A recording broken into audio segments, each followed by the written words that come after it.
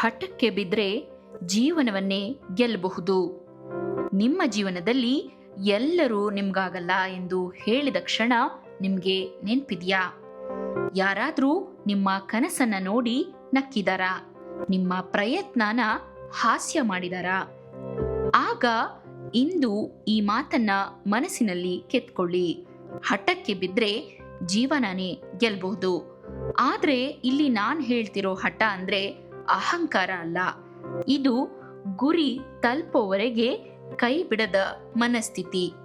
ಇದು ಬಿದ್ದರೂ ಮತ್ತೆ ಎದ್ದು ನಿಲ್ಲುವ ಶಕ್ತಿ. ಇದು ಜಗತ್ತೇ ವಿರೋಧಿಸಿದರೂ ನಾನು ಸಾಧಿಸುತ್ತೇನೆ ಎನ್ನುವಂತಹ ಆತ್ಮವಿಶ್ವಾಸ. ಇವತ್ತು ಈ ವಿಡಿಯೋ ಮುಗಿಯೋಷ್ಟರಲ್ಲಿ ನಿಮ್ಮೊಳಗೆ ಮಲಗಿರುವ ಆ ಹಠವನ್ನ ಎಬ್ಬಿಸೋಣ. ಜೀವನವನ್ನ ಬದಲಾಯಿಸುವ ಹಠದ ಬಗ್ಗೆ ನಾನಿವತ್ತು ನಿಮ್ಗೆ ಹೇಳ್ತೀನಿ. ಹಠ ಅನ್ನೋದು ಕೆಲವರಿಗೆ ಕೆಟ್ಟ ಪದ ಅನ್ಸತ್ತೆ, ಆದ್ರೆ ಸರಿಯಾದ ದಿಕ್ಕಿನಲ್ಲಿ ಇರುವ ಹಠವೇ ಇತಿಹಾಸವನ್ನ ಬರೆಯುತ್ತೆ. ಚಿಕ್ಕ ಮಗು ನಡೆಯೋದಕ್ಕೆ ಕಲಿಬೇಕಾದ್ರೆ ಎಷ್ಟು ಸಾರಿ ಬೀಳತ್ತೆ? 1 ಸಾರಿ, 2 ಸಾರಿ, 3 ಸಾರಿ, ಹೀಗೆ 10 ಸಾರಿ. ಆದ್ರೂ ಅದು ನಡೆಯೋದನ್ನ ಬಿಡತ್ತಾ? ಇಲ್ಲ ತಾನೆ? ಯಾಕಂದ್ರೆ ಅದ್ರೊಳಗೆ ಒಂದು ಹಠ ಇರುತ್ತೆ. ಅದೇ ಹಠ ದೊಡ್ಡವರಾದ್ಮೇಲೆ ಯಾಕೆ ಕಣ್ಮರೆ ಆಗತ್ತೆ? ಯಾಕಂದ್ರೆ ನಾವು ಜನರ ಮಾತಿಗೆ ಹೆದರ್ತೀವಿ, ವಿಫಲತೆಗೆ ಹೆದರ್ತೀವಿ, ಅವಮಾನಕ್ಕೆ ಹೆದರ್ತೀವಿ. ಜನರ ಮಾತು ಕೇಳಿದ್ರೆ ಈ ಜಗತ್ತಿನಲ್ಲಿ ನಿಮ್ಮನ್ನ ತಡೆಯುವವರು ಸಾವಿರಾರು ಜನ ಸಿಗ್ತಾರೆ.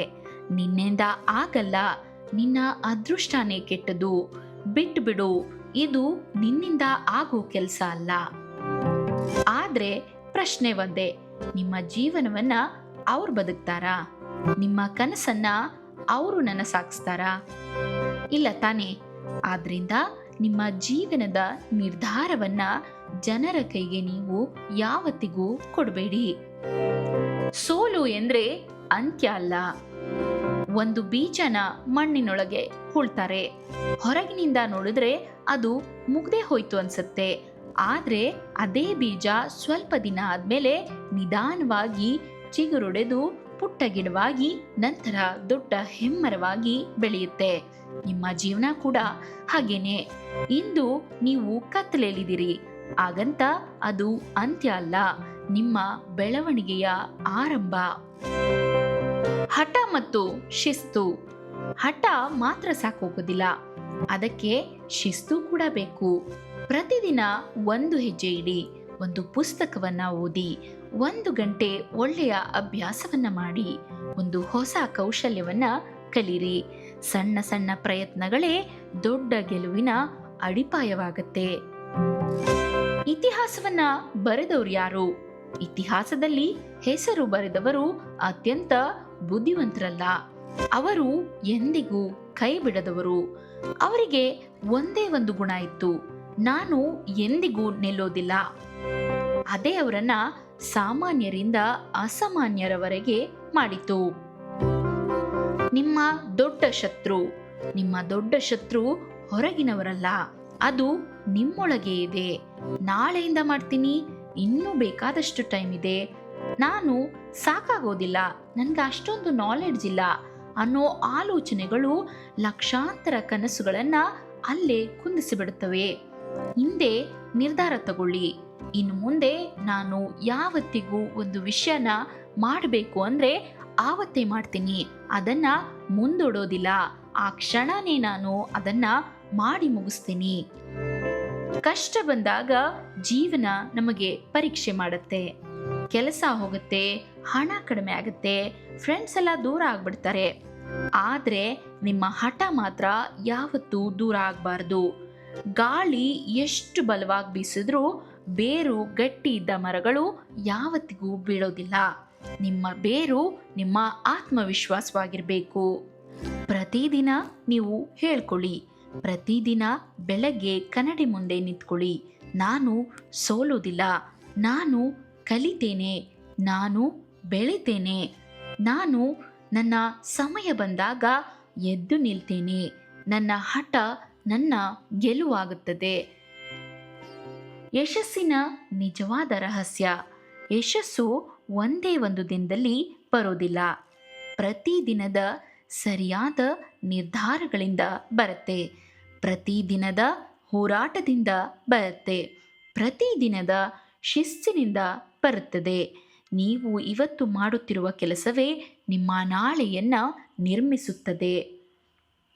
ಜೀವನದ ದೊಡ್ಡ ಪಾಠ: ಜೀವನದ ದೊಡ್ಡ ಪಾಠ ಏನಂದರೆ, ನಿಮ್ಮನ್ನು ರಕ್ಷಿಸೋದಕ್ಕೆ ನಿಮ್ಮ ಕಷ್ಟದ ಸಮಯದಲ್ಲಿ ಅಥವಾ ನಿಮ್ಮ ಕೆಟ್ಟ ಸಮಯದಲ್ಲಿ ನಿಮ್ಮನ್ನು ರಕ್ಷಿಸೋದಕ್ಕೆ ಯಾರೂ ಕೂಡ ಬರೋದಿಲ್ಲ. ನಿಮ್ಮ ಜೀವನವನ್ನು ಬದಲಾಯಿಸುವ ಜವಾಬ್ದಾರಿ ನಿಮ್ಮದೇ ಆಗಿರುತ್ತದೆ. ನೀವು ಎದ್ದರೆ ಜಗತ್ತು ನಿಮಗೆ ದಾರಿ ಕೊಡುತ್ತದೆ. ನೀವು ನಿಂತರೆ ಅವಕಾಶಗಳು ನಿಮ್ಮನ್ನು ಹುಡುಕಿಕೊಂಡು ಬರುತ್ತೆ. ನೀವು ಹಠ ಹಿಡಿದ್ರೆ ಗೆಲುವು ನಿಮ್ಮನ್ನು ಖಂಡಿತವಾಗಿಯೂ ಹುಡುಕಿಕೊಂಡು ಬರುತ್ತೆ. ಒಂದಿನ ನಿಮ್ಮನ್ನ ನೋಡಿ ನಕ್ಕವರೇ ನಿಮ್ಮ ಯಶಸ್ಸಿಗೆ ಚಪ್ಪಾಳೆ ತಟ್ತಾರೆ. ಒಂದು ದಿನ ನಿಮ್ಮನ್ನ ತಿರಸ್ಕರಿಸಿದವರೇ ನಿಮ್ಮ ಸಲಹೆಯನ್ನ ಕೇಳ್ಕೊಂಡು ಬರ್ತಾರೆ. ಒಂದು ದಿನ ನೀವು ನಿಮ್ಮ ಹಿಂದಿನ ಜೀವನವನ್ನ ನೆನೆಸ್ಕೊಂಡು ನಗ್ತೀರಾ. ಆ ದಿನ ಬರಬೇಕು ಅಂದ್ರೆ ಇವತ್ತು ನೀವು ಎದ್ದೇಳಬೇಕು. ಹಾಸಿಗೆಯಿಂದ ಮೊದಲು ಎದ್ದೇಳು.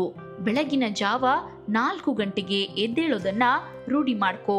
ನಿನಗೆ 4 ಗಂಟೆಗೆ ಏಳೋದಕ್ಕೆ ಕಷ್ಟ ಆಗ್ತಿದೆ ಅಂದರೆ ನಾನು ಡಿಸ್ಕ್ರಿಪ್ಷನಲ್ಲಿ 4 ಗಂಟೆಗೆ ಎದ್ದು ಯಾವ ಅಫರ್ಮೇಷನ್ಸನ್ನು ಕೇಳಬೇಕು ಅನ್ನೋ ವಿಡಿಯೋನ ಮಾಡಿದ್ದೀನಿ.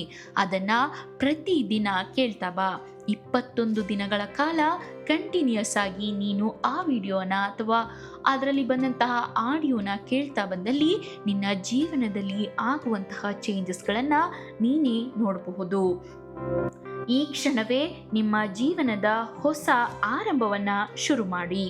ಈ ಕ್ಷಣವೇ ನಿಮ್ಮ ಹೊಸ ನಿರ್ಧಾರವನ್ನ ತೆಗೆದುಕೊಳ್ಳಿ. ಈ ಕ್ಷಣವೇ ನಿಮ್ಮ ಹೊಸ ಹೋರಾಟ ಶುರುವಾಗಲಿ.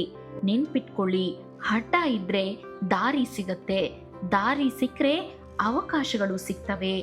ಅವಕಾಶಗಳು ಸಿಕ್ಕರೆ ಯಶಸ್ಸು ಖಂಡಿತವಾಗಿಯೂ ಸಿಗುತ್ತೆ. ಯಶಸ್ಸು ಸಿಕ್ಕರೆ ಜಗತ್ತೇ ನಿಮ್ಮ ಕಥೆಯನ್ನ ಕೇಳುತ್ತದೆ ಮತ್ತೆ ಬೇರೆಯವರಿಗೆ ಹೇಳುತ್ತೆ.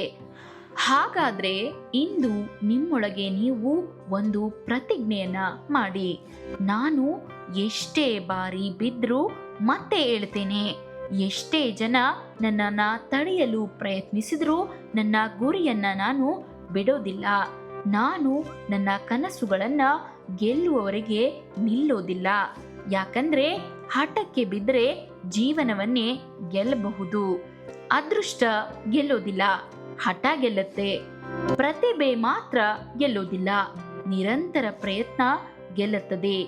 ಜಗತ್ತನ್ನ ಬದಲಾಯಿಸುವವರು ಸಾಮಾನ್ಯ ಜನರೇ, ಆದರೆ ಅವರ ಹಠ ಮಾತ್ರ ಅಸಾಮಾನ್ಯವಾಗಿರುತ್ತದೆ. ನಿನ್ನನ್ನ ಸೋಲಿಸುವ ಶಕ್ತಿ ಈ ಜಗತ್ತಿನಲ್ಲಿ ಯಾರಿಗೂ ಇಲ್ಲ, ನೀನೇ ಕೈ ಬಿಡುವವರೆಗೆ.